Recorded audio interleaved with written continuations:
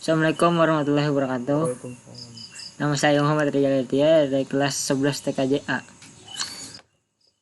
Video kali ini saya ingin mempresentasikan tentang kebutuhan jaringan serta kebutuhan bandwidth and sandwich. Kebutuhan.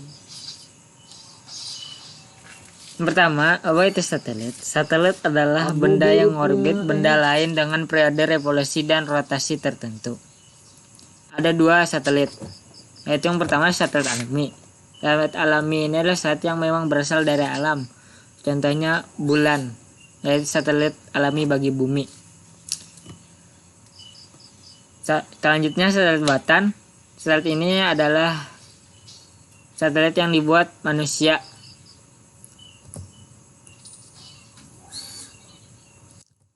Selanjutnya proses transmisi data satelit. Media transmisi data adalah media hubungan antara pengirim dan penerima informasi. Karena jarak yang jauh, maka data terlebih dahulu diubah menjadi kode atau isyarat. Uplink frekuensi. Uplink adalah sinyal radio frekuensi yang dipancarkan dari stasiun bumi ke satelit. Downlink frekuensi adalah sinyal radio frekuensi yang dipancarkan dari satelit ke stasiun bumi. Selanjutnya, keuntungan dan kekurangan penggunaan komunikasi satelit. Keuntungannya, cakupannya luas, bisa satu negara, satu wilayah, satu daerah ataupun satu benua. Bandwidth yang tersedia cukup besar. Kekurangannya, untuk melewatkan sinyal TCP atau IP, besar throughput akan terbatasi karena nilai propagasi satelit geostasioner. Kini berbagai teknik protocoling sudah dikembangkan sehingga dapat mengatasi problem tersebut. Tipe penggunaan satelit. Yang pertama, orbit geosinkronus, berada di garis ekuator atau LSC, tinggian 36.000 km. Selanjutnya, orbit geostationary, satelit dengan orbit tinggi yaitu 35.789 km dari permukaan bumi. Selanjutnya, middle orbit. Middle orbit ini adalah satelit dengan orbit menengah dengan ketinggian 8.000 sampai 20.000 km dengan waktu revolusi 5 sampai 12 jam. Selanjutnya, low orbit. Low orbit ini adalah satelit dengan orbit rendah dengan ketinggian 500 sampai 2.000 km di atas permukaan bumi. Waktu revolusinya adalah 30 menit sampai 1 jam. Selanjutnya, apa itu bandwidth? Bandwidth adalah kapasitas yang dapat digunakan pada kabel Ethernet agar dapat dilewati trafik paket data dengan maksimal tertentu. Mekanisme bandwidth. Pertama, network bandwidth capacity. Diartikan sebagai nilai maksimum besaran transfer data, tulisan, gambar, video, suara, dan lainnya. 2. Network bandwidth consumption. Jumlah bandwidth yang dikonsumsi biasanya tergantung pada jaket jaringan yang disediakan oleh penyedia layanan internet. Selanjutnya, asymptotic bandwidth. Asymptotic bandwidth bagi suatu jaringan adalah ukuran maksimum throughput pada sumber data yang sangat mengambil banyak data. Contohnya ukuran pasang tidak terbatas. Selanjutnya, internet connection bandwidth. Interconnection bandwidth ini terbagi menjadi dua, yaitu Internet dedicated bandwidth dan internet broadband bandwidth atau internet shared bandwidth. 1. Internet dedicated bandwidth. Koneksi internet dedicated bandwidth ini biasanya mendedikasikan jumlah bandwidth tertentu untuk koneksi itu. Sedangkan broadband bandwidth adalah koneksi internet broadband yang jaringan koneksi internetnya berbagi network di antara banyak pengguna yang berbeda di suatu daerah atau berbagi koneksi yang lebih besar. Parameter pengukur lebar bandwidth. Secara umum, parameter ukur bandwidth dari sebuah network adalah throughput, upstream, downstream, kecepatan atau speed. Selain itu masih ada lagi parameter yang lain. Satu, penjelasan throughput. Throughput adalah bandwidth aktual yang terukur pada suatu ukuran waktu tertentu dalam satu hari menggunakan rute internet spesifik ketika mendownload suatu file. Downstream adalah kecepatan aliran data ketika pelanggan melakukan download dengan maksimal kecepatan sampai dengan ADSL connection speednya 308 kbps.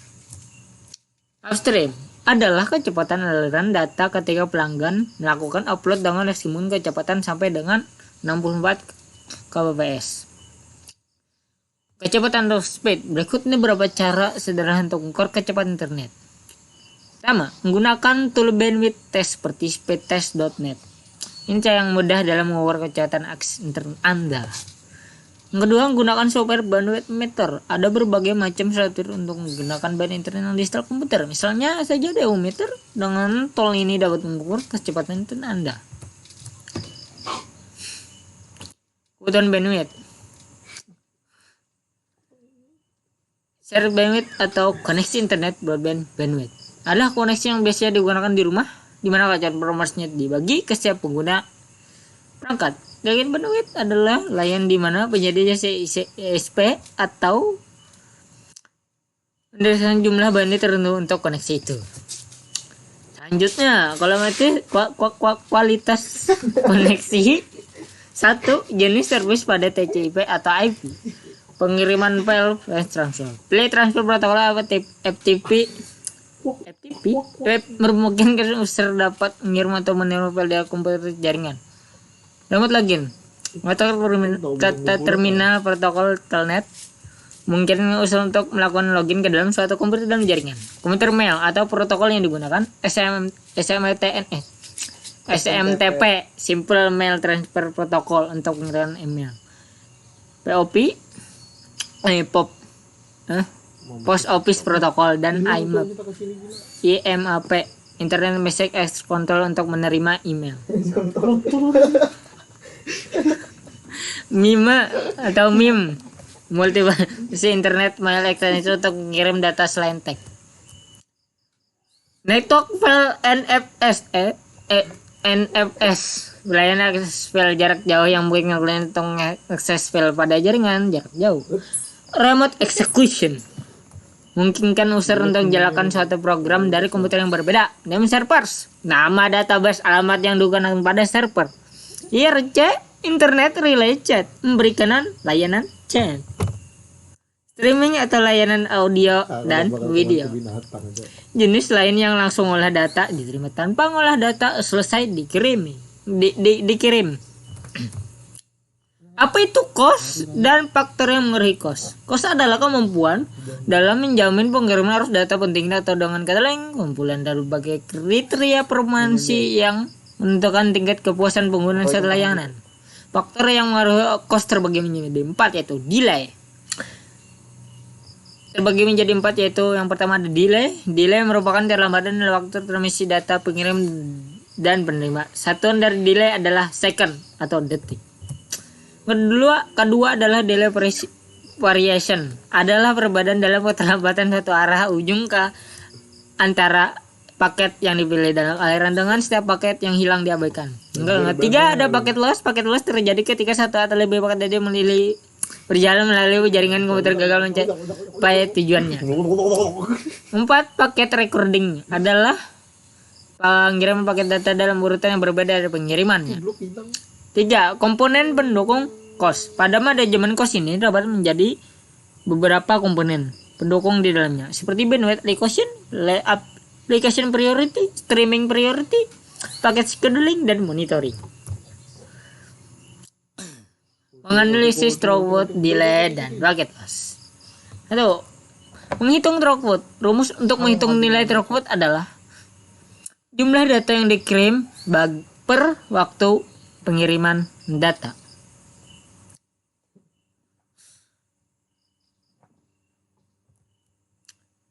Rumus menghitung nilai delay. Rata-rata delay sama dengan total delay atau paket yang terima.